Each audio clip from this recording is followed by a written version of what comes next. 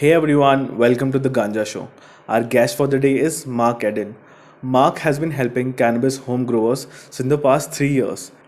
You can find his beginner class grow videos on greencarpetgrowing.com and diyhomegrown.com. In this episode, we discuss how growing cannabis is not that difficult, yet it requires a lot of hard work and discipline. Disclaimer: this video is only for educational purposes. We urge our listeners to follow the cannabis laws in their countries. So let's get into it. One of the biggest myths out there is that growing at home is really hard to do and really complicated, and you need a big, complicated setup, and it's going to take all this time. Yeah. That's not the case. Like, you can do it really simply, really easily, and that's what I teach people to do. I just teach a simple system for people that actually want a moderate amount of cannabis. If you want to grow just one plant, you could consider an autoflower and put it in your windowsill. And, it's not about how much you yield. It's about just, experiencing growing cannabis at home in a small way. Yeah. But the system I teach is really for people that are consuming a fair amount of cannabis, and it's hurting their wallets. They can't always afford. They find a good strain that they like, and then they can't get it anymore. So there's so many reasons and benefits to growing at home. Economical, you save money. But being a first-time grower is actually hard because you have like a few encyclopedias and reference books to look at. Yeah. But ultimately, then you also have YouTube videos and articles and forums. So typically a first-time grower that hasn't grown or been around plants at all even, they get stuck because they pull from like 20 different styles and systems, and they're trying to integrate it into their first system. And it's a little complicated when you take that approach, and you're failing. You're not really sure why you're failing. I remember failing a few times, and I had quote unquote people that were going to help me, but they couldn't tell me what was going on and what was wrong and what to do. And I have found through trial and error and being mentored myself, like seeking it out, like my life depends on it. Like, I am going to find people that know what they're talking about. And I just sought out the personal mentoring, the one-to-one. And that's why I launched my business, helping people one-to-one through visiting their home. They come to my home. We do video chat. We've been doing that for a long time. Yeah. So that's like my passion, is just helping people get off to the races, because the art of cultivation is so expansive. There's so many ways you can approach it. It's literally the never-ending hobby. It's a forever hobby. You'll never get bored with it. Yeah. There's so many possibilities. So many possibilities. So it's a great hobby, and it's rewarding, man. It's very rewarding, whether you're in the garden yourself and just doing the gardening, working with the plants, or, you're harvesting your crop, and your product will be more premium than what you're used to. Like exponentially so, like several times more tastier. And then you just stock up on the best strain that you like. You can cook with it. You can infuse it into things, make your own topicals, make your own edibles, make your own oils. So it's a lot of fun. And so that's a little bit about me. Yeah. I mean that's great.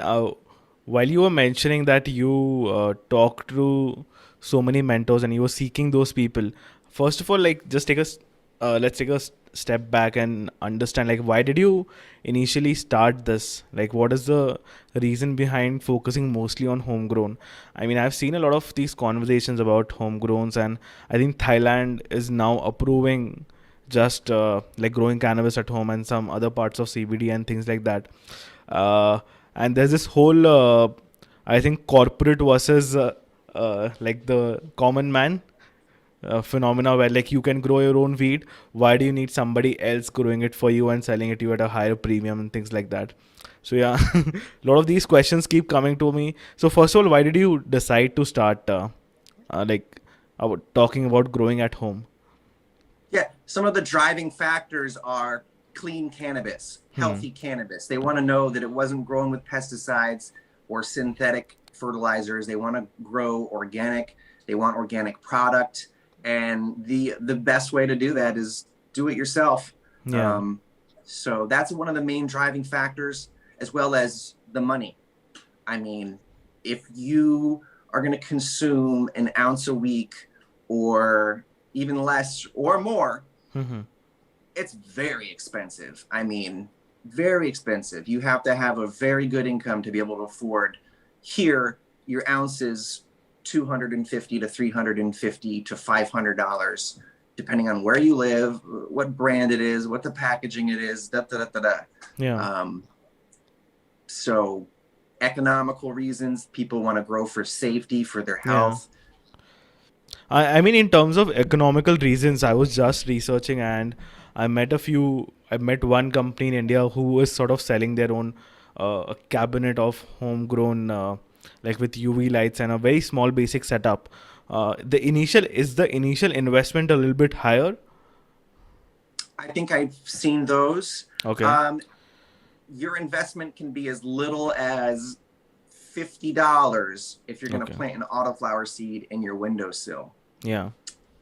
And I'll be promoting a special little grow kit through an associate partner of mine who is also in the business, not even technically started yet. They're launching real soon, but they're in the business of getting people to start growing at home. And it's the windowsill approach with autoflowers. So I'll introduce him to you later. That's real inexpensive, and you get your feet wet. Mm-hmm. The other thing is, you could get a grow kit set up for $500 American dollars, but you got to understand where you are in the spectrum of what you're doing. So that's a hobby growing kit with a tent that's going to deteriorate, the zipper's going to break, and the light won't be a real high quality, and it may not include everything you actually need. So it is, you often get what you pay for, but on a lower end grow kit, I've seen them for $500, $600, $700. I'm selling grow kits around $1,500, Got it. but there are lights that cost $2,000. So you just gotta kind of know that, if you're really just trying it out, you're really not sure, you may look to piece together a really cheap kit and just test it out. But if you're like, you know what, I want the best buds, I want commercial quality buds, I want a commercial quality light, Yeah. then that's really what I'm pushing, because again, I was always putting together my system for people that need a hefty amount of cannabis and they want it high quality. So commercial grade lights are important, and it doesn't hurt having a tent that actually lasts and has a warranty. Yeah. And then even the fans, you want your fans to last. You got an exhaust fan in your tent, and then you got a fan on the inside. So, and then Yeah. things break. I've seen a lot of these DIY setups. I mean, some people are like trying to get anything, like just to build a tent. They'll build it with a cardboard box. They might use And like a a, bucket. yeah, kitchen exhaust fans and But yeah, that's cool. They like to tinker. Those are those do-it-yourselfers that are just, they can't help but want to experiment. So it's cool. You're always learning with plants. And even if you follow a simple system and you do the right steps and you get a good product, you still don't know, really what to do in an area where there's a problem. You have an issue with bugs or pests. yeah, So even a new grower that's grown like a few times in a row successfully, they might stumble for a whole year later on if they start having problems with spider mites or powdery mildew and they don't effectively treat it. Because you can read the right recommendations of how to fix it, but when the gardener is in the garden actually doing it, a lot of times they think they're doing a thorough job and they're actually missing the mark. Like, for example, I was at a client's house recently and they thought that they had handled their spider mite issue. And, I walked in once and I was like, oh, Lord, let me show you. Like, there's spider mites everywhere, actually. Like, you got to really get in there, under there, and really inspect. And then I went back another time and he thought he had everything handled. Well, this time he had powdery mildew and spider mites. So sometimes it takes people time to really just focus. You got to focus real intently on your plants Yeah. to evaluate their health. But you do that every time you water and feed the plant. So it's like every time you water and feed the plant, you assess it for its health. You want to look under the leaves, on top of the leaves, on the stems, and just look and assess the plant for any potential problems, because that's the number one reason people fail, is because they Hmm. get those problems: powdery mildew, spider mites. So the other thing about the costs is the recurring costs are very, very limited. You just need Okay. to, maybe buy some more fertilizer or soil. Yeah. It's not, so once you get going, I mean, you're not spending $5,000 a year on cannabis. If you spend $100, if you spend $100 a week, which that's not much, that's a quarter over here. Like, give me a Hmm. break. That doesn't help people. It's impossible for a lot of people. So, and people have been growing their own in United States for a long time, especially California, because of our medical cannabis laws. We Yeah. just recently had that shift to recreational, and now we have a California Bureau of Cannabis Control that oversees all things cannabis. But there could be, some surprise reform coming up in California where the medical side gets a little more credit and respect, and maybe opportunities can come back to a lot of the medical farmers, growers, dispensary owners, all these people that laid the foundation for the industry for 20 years and then got swept under the rug. Yeah. I mean, have you tried growing anything other than cannabis before in terms of probably fruits and vegetables? I mean, just a question because, yeah. I have, but Okay. not like passionately. Mm-hmm. I grew up and I hated gardening. My parents gardened all the time. They had a Yeah. garden.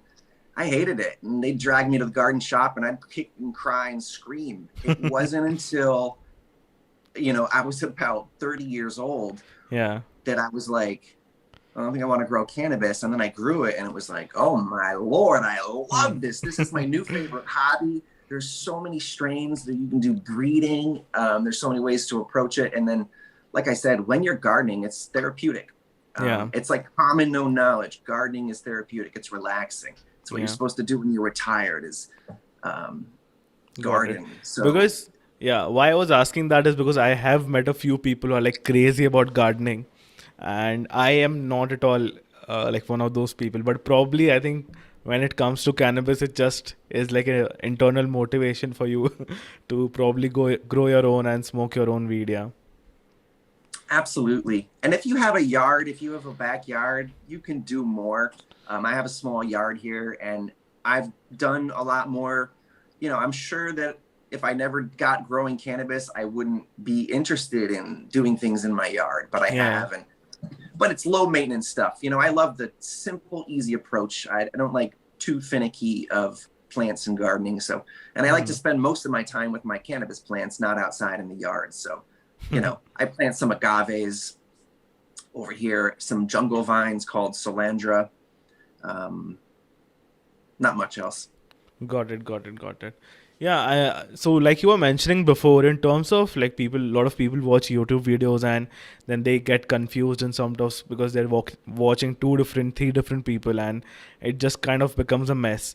Uh, then what do you suggest for people who want to start growing, and why is a structured approach is needed, even if you're just growing cannabis as a hobby? Well, because, okay, so the number of times people typically fail if they're really just don't know what they're doing and just, what do I do, is really, it's on the higher side. More people fail when they first start growing than, I meet people all the time that tell me they they tried, they failed 3 or 4 times and they gave up. They were bitter about it. They Yeah. wanted nothing to do with it because they just kept failing. um so that's why it's really helpful to just kind of follow a system. And I think a lot of people just kind of want to be told what to do. Like, just tell me what to do. Even Yeah. myself, when I first started, I didn't want to know all the intricacies of everything. I just, tell me what to do. Can you keep it simple for me? And I've learned that, yeah, growing cannabis can be super simple. The number one thing people do is overwater, Okay. and that's a real killer. So, but people think they're loving their plants by watering it Watering every it. day, and Yeah. they're actually slowly suffocating the roots. Um, So it's good to follow a system. And then from there, you've got some success under your belt. You've got some experience with success in your plants going from veg to flower phase to harvest. And then you can really start building your knowledge base on the more academic science side if you're interested. Or you're just going to be like, well, now I want to learn aquaponics. Now I want to learn hydroponics. Now I want to learn how to grow with different like staircases. Like people get real creative in their grow rooms with, or just grow 6 giant trees, in an in-ground pool. Subcool was really famous over here for that. He had pictures of his in-ground pool and the big giant trees growing in there. So that's one way around. If your laws say you can only grow 6 plants, which that law is ridiculous. To me, it just comes from, let's just 6 plants. Like, that's a good number. And then all the other states are like 6 plants, 6 plants. Okay, 6 plants. Okay, 6 plants. People can start growing and not know what they're doing and have pathetic, measly plants that have small yields, like not big buds at all. And, if they have a 7th plant, shame on you. Here's your ticket, even though no one's knocking on doors. Whereas their neighbor could be smart and grow 6 giant plants. So there is a way around government trying to control people and tell them how many plants they can grow, because that wasn't very well thought out, and I think it does tick a lot of people off. But everyone over here is just like, what's going on with federal legalization? We'll eventually catch up to, I think, more sensible home growing laws, at least over here. And, Mexico is leading the way.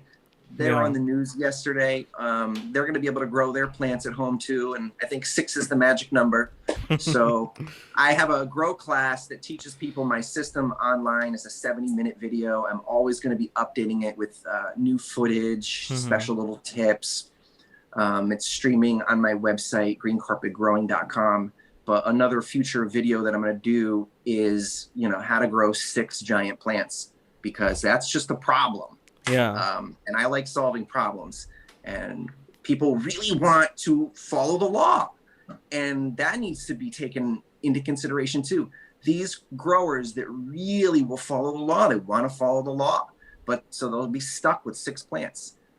So I'll make sure that they know that they can get big yields. I teach my grow class, you put 3, 4, 5, 6 plants in your tent. And that tent can be 3 by 3 feet, maybe 7 feet tall. Maybe it's 4 by 4. But the reality is you can put 1 plant in 1 tent, grow it to be really big, and you're off to the races. So, Mark, I mean, that was my follow-up question as to how much area do you actually need to grow inside your homes? Like, does it have to be a separate room, or do you have to have a yard?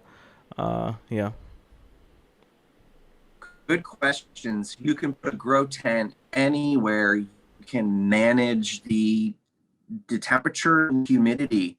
And it's really good to have a window in your room, because you want some fresh air. So you do not need a complete dedicated room to your cannabis growing unless you wanted to, unless you wanted to grow 6 giant plants, or you have medical laws where you can grow as much as you need. In that case, sure, you can do a grow room, but a grow tent can be 2 by 2, 3 by 3, 4 by 4. Once you get to the 5 by 5 grow tent, those start to really stick out and be really big in terms of if it's in a bedroom. But you can put it in a bedroom, in a living room, in a kitchen, wherever it'll fit, and wherever you can, make sure you can manage some temperature issues, humidity, and reach those goals. Outside greenhouses are very popular because you can really control the environment a little bit better and battle your pests and disease easier. You can run an air purifier like the AeroClean 420 or the AeroHome Hobby, and those are air purifiers that kill subatomic spores of powdery mildew, and they're extremely effective with indoor grows.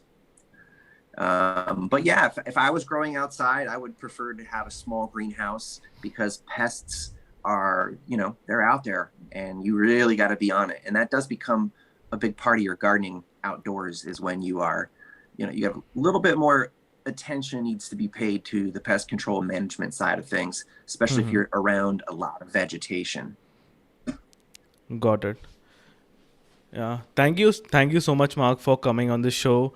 I mean, it's sort of my initial interaction with somebody who's actually teaching people how to grow at home. Uh, you guys can also find Mark and all of his videos at greencarpetgrowing.com and DIYhomegrow.com. And hopefully, I mean, uh, we can probably connect again and figure out a way. And I can also start my home grow soon, legally, that is. Yes, absolutely. I will be happy to send you my video so you can watch my class and let me know what you think about that. Hopefully, it'll help you. And I'm going to introduce you to my friend Adam, who is going to be promoting and selling his zero waste grow kits for autoflowers in your windowsill. Hmm. So, yeah, and there's seed recommendations on my website and all kinds of unique things. I plan on doing some really cool creative content this year and kind of exposing unsafe cannabis as well as the six plant, how to get a six plant paradise, Hmm. because this six plant law is often just a little bit too restrictive. So there's a way around it. Yeah, I mean, cannabis industry and people in the industry are always trying to come up with new things because law has always been restricting the industry for long periods of time. So we have to come up with innovative solutions and figure our way out. Absolutely. And I really look forward to following your podcast. And I wish you much success. And we will definitely chat again. Okay. Sure, and I think you have your podcast coming in soon, right? As well. Yes, my podcast is all about growing cannabis at home, as well as cannabis industry, news, advocacy, and controversy. That's amazing. See you soon. See you soon, brother. Bye bye. Bye bye.